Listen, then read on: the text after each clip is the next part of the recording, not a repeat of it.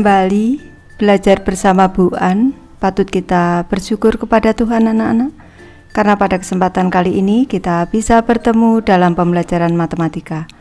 Materi ini untuk anak-anak ibu yang kelas 9, bab 4 peluang dan pemilihan sampel. Kita akan lanjut belajar materi pemilihan sampel anak-anak. Baik, ibu langsung membahas. Eksplorasi 4.13 memilih sampel. Ahmad, Paulina, dan Sondang ingin mengetahui jarak antara rumah tinggal dengan sekolah siswa-siswa di sekolahnya. Kegiatan ke-1, tentukan populasi dari masalah yang ingin dijawab Ahmad, Paulina, dan Sondang tersebut. Baik, ibu memberi alternatif pembahasannya. Populasinya adalah semua siswa di sekolah tersebut. Ke tugas kedua, karena Ahmad, Paulina, dan Sondang kesulitan mengumpulkan data populasinya, mereka memutuskan untuk mengambil data sampelnya saja. Sebelum mereka bertiga memilih siswa-siswa di sekolahnya untuk menjadi sampel mereka, berikan pesan-pesan kepada mereka tentang bagaimana pemilihan sampel yang baik. Baik, ibu memberi alternatif jawaban. Sebaiknya sampel diambil secara acak dan sampel yang diambil tersebut dapat mewakili populasi. Ke tugas ketiga, data sampel yang diperoleh Ahmad disajikan oleh diagram batang pada gambar 4.29. Kita cermati anak-anak, data sampel Ahmad untuk sumbu horizontalnya ini jarak dalam satuan kilometer, untuk sumbu vertikalnya frekuensinya anak-anak. Ini 2,0, 2, 2,2, 1, ini dan seterusnya anak-anak. Pertanyaannya, berdasarkan gambar 4.29, batang yang posisinya di 2,0 tingginya 2. Apa artinya di sini 2,0 tingginya 2 anak-anak, ini 2. Ini pembahasannya di sebelah kanan. Artinya artinya ada dua siswa yang jarak rumah dengan sekolahnya adalah 2 km. Di sini nih menyatakan 2,0 ini 2 km. Selanjutnya 2 ini frekuensi 2 ini banyaknya anak. Pertanyaan B, ada berapa siswa yang menjadi sampel Ahmad? Kita cermati anak-anak. Ibu bahas di sebelah kanan, jumlah siswa yang menjadi sampel Ahmad. Ini 2, 1, 4, 4, 4, 5, 8, 5. Di sini ini 4, 5, 2, 1. Berarti kita tambahkan 2 ditambah 1 tambah 4 tambah 4 tambah 4 tambah 5 tambah 8 tambah 4 tambah 5 tambah 2 tambah 1 sama dengan 40 siswa. Ke pertanyaan C, berapakah rata-rata data sampel Ahmad? Apakah makna nilai rata-rata ini? Baik, ibu jelaskan. Di bawah sini ini X bar anak-anak, ini artinya rata-rata. Untuk menentukan rata-rata kita hitung dulu nilai kumulatif dari tiap ini anak-anak, dari tiap jarak. Di sini misalkan 2, frekuensinya 2, ini kita kalikan, ini berarti frekuensi kumulatif kita jumlahkan semuanya. Selanjutnya kita bagi dengan seluruh sampel tadi, jumlah seluruh sampel yaitu 40. Ini sesuai grafik anak-anak. 2, ini 2 kali 2,0 ditambah 1 kali 2,2 tambah 4 kali 2,4 tambah 4 kali 2,5 tambah 4 kali 2,6 tambah 5 kali 2,7 tambah 8 kali 2,8 tambah 4 kali 2,9 tambah 5 kali 3,0 tambah 2 kali 3,1 dan tambah 1 kali 3,2. Ini selanjutnya dibagi 40 sama dengan 4 tambah 2,2 tambah 9,6 tambah 10 tambah 10,4 tambah 13,5 tambah 22,4 tambah 11,6 tambah 15 tambah 6,2 tambah 3,2 per 40 sama dengan 108,1 per 40 sama dengan 2,7025. Pembahasannya di sebelah kanan. Jadi rata-rata data sampel Ahmad adalah 2,7025. Arti nilai rata-rata ini adalah rata-rata jarak antara rumah siswa dengan sekolah adalah 2,7025 km. Lanjut ke tugas keempat, gambar 4.30 berikut menyajikan data sampel yang didapatkan oleh Paulina. Kita cermati anak-anak, ini untuk datanya. Pertanyaan A, berapa siswa yang masuk sampel Paulina? Kita cermati. Ibu bahas di sebelah kanan, jumlah siswa yang masuk sampel Paulina 1 tambah 1 tambah 3 tambah 4 tambah 1 tambah 2 tambah 2 tambah 1 tambah 3 tambah 2 tambah 1 tambah 1 tambah 1 tambah 1 tambah 2 tambah 1 tambah 2 tambah 1 sama dengan 30 siswa anak-anak. Pertanyaan B, berapa rata-rata data sampel Paulina? Apa maknanya? Baik, berarti X barnya anak-anak. X barnya sama dengan ini 1 kali 0,1 tambah 1 kali 0,2 tambah 3 kali 0,4 tambah 4 kali 0,6 tambah 1 kali 0,7 tambah 2 kali 0,8 tambah 2 kali 0,9 tambah 1 kali 1,2 tambah 3 kali 1,4 tambah 2 kali 1,6 tambah 1 kali 1,8 tambah 1 kali 2,0 tambah 1 kali 2,5 tambah 1 kali 2,6 tambah 2 kali 2,7 tambah 1 kali 2,8 tambah 2 kali 3,0 dan tambah 1 kali 3,1. Ini anak-anak boleh dengan tabel anak-anak. Ini dibagi keseluruhan sampelnya ada 30 sama dengan 1,4267. Rata-rata data sampel Paulina adalah 1,4267.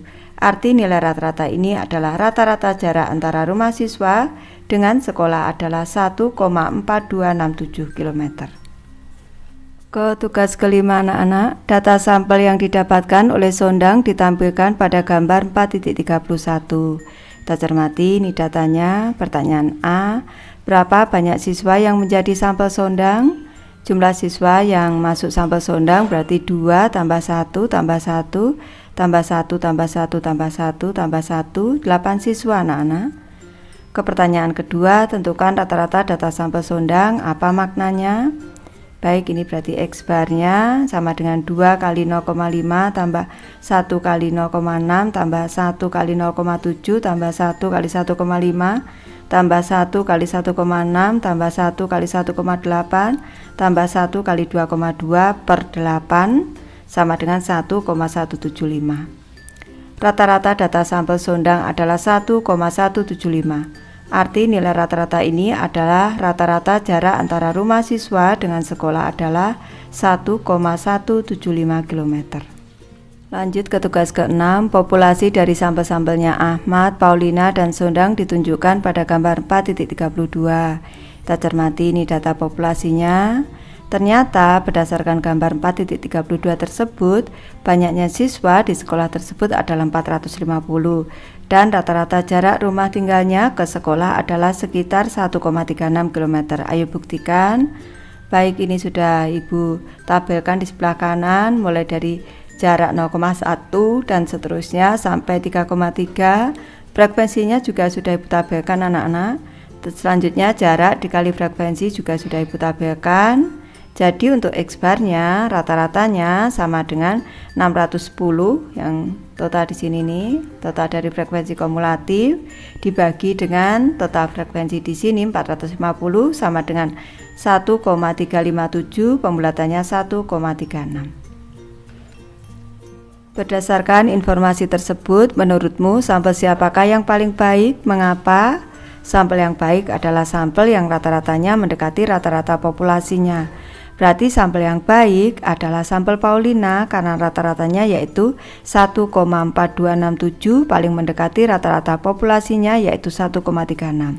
Sedangkan sampel yang tidak baik adalah sampel Ahmad 2,7025 meskipun ukurannya paling besar. Di aktivitas eksplorasi 4.13 kalian telah mendapatkan ide tentang sampel yang baik. Sampel yang baik adalah sampel yang representatif. Apa itu sampel yang representatif? Cermati definisi 4.6 berikut ini. Suatu sampel dikatakan representatif terhadap populasinya jika distribusi sampel tersebut menyerupai sifat populasinya dalam hal bentuk, pusat, dan sebarannya.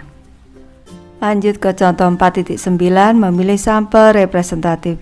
Berat semua buah mangga yang berhasil dipanen oleh seorang petani ditunjukkan pada gambar 4.33. Kita cermati sumbu horizontalnya berat dalam satuan kilogram, untuk vertikalnya frekuensinya anak-anak. Ini kita cermati yang 0,4, ini 0,5. Kita cermati Sampel mangga-mangga tersebut akan dikirim ke distributor untuk diperkirakan harganya.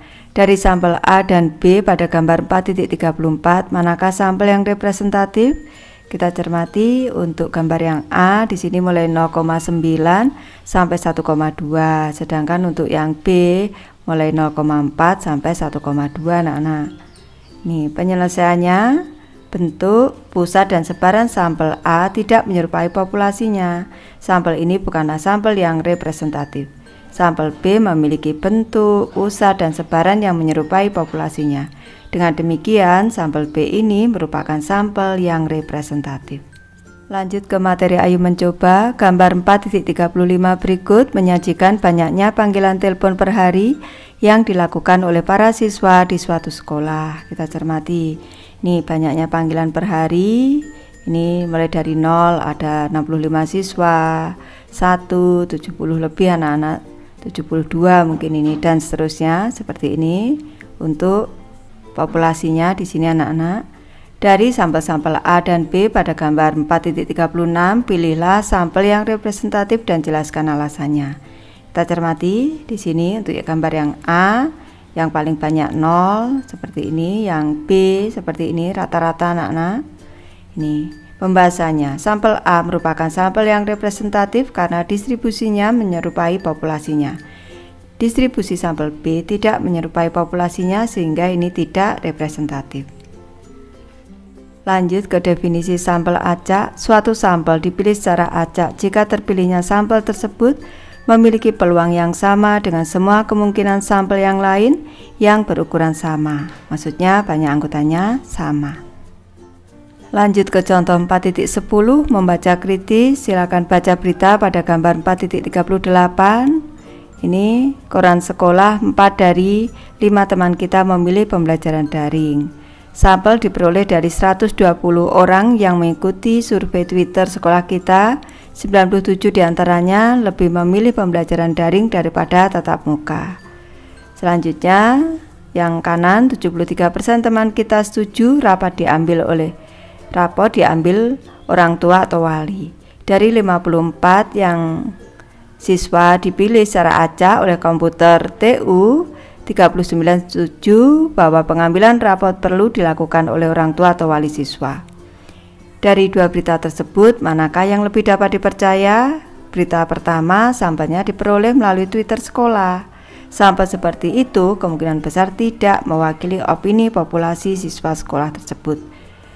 Selanjutnya, berita kedua, sampelnya adalah sampel acak. Dengan demikian, meskipun ukuran sampelnya lebih kecil, sampel ini kemungkinan besar merepresentasikan populasi siswa di sekolah tersebut.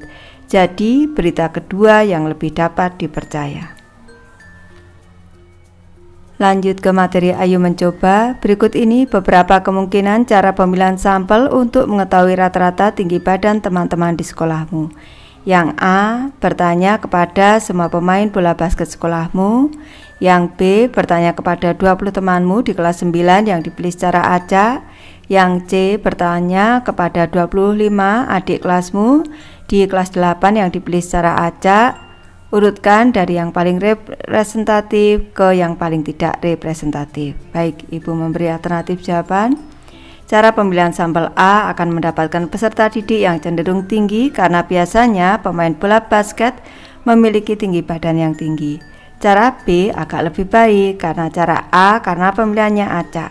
Tetapi cara ini juga memiliki kecenderungan karena yang dipilih adalah peserta didik yang paling senior, yaitu kelas 9.